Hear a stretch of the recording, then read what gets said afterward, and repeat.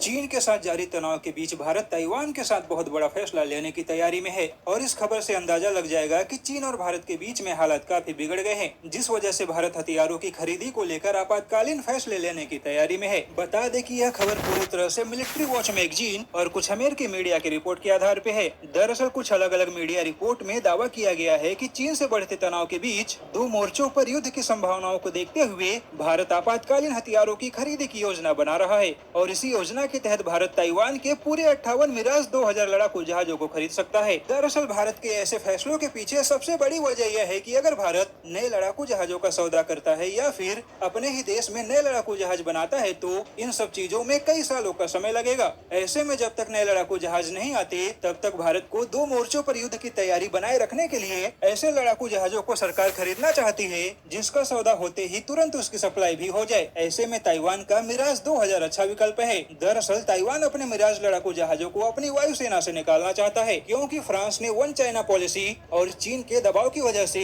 Taiwan के मिराज लड़ाकू जहाजों को 2012 में अपग्रेड नहीं किया था। इसलिए ताइवान पूरी तरह से अमेरिकी लड़ाकू जहाजों को ही अपना हिस्सा बनाना चाहता है। बता दें कि मिराज लड़ाकू जहाजों को भी राफेल लड़ाकू जहाज बनाने वाली कंपनी दसॉल्ट एविएशन ने ही बनाया है। मिराज 2000 लड़ाकू जहाजों की तुलना अमेरिका के F-16 लड़ाकू जहाजों से की जाती है। यानी कि अगर भारत ताइवान की 58 मिराज लड़ाकू जहाजों का बेड़ा खरीदता है तो दो मोर्चों पर युद्ध के दौरान यह बेड़ा पाकिस्तान की F-16 लड़ाकू जहाजों को आसानी से संभाल लेगा। और अगर भारत ने ताइवान के मिराज लड़ाकू जहाजों को खरीद लिया तो फ्रांस इसे अपग्रेड भी करेगा क्योंकि तब भारत और फ्रांस के बीच में वन चाइना पॉलिसी जैसा कोई भी मुद्दा बाधा नहीं बनेगा। वैसे ताइवान के मिराज लड़ाकू जहाज 20 साल पुराने हैं और अगले 20 सालों तक यह सेवा देने में सक्षम है। वैसे अगर भारत ताइवान के इस्तेमाल किए जा रहे मिराज लड़ाकू जहाजों को खरीदता है तो ऐसा करने वाला भारत पहला देश नहीं होगा क्योंकि इससे पहले ऑस्ट्रिया, पोलैंड जैसे कई सारे देश आपातकालीन स्थिति में ऐसा कर चुके हैं।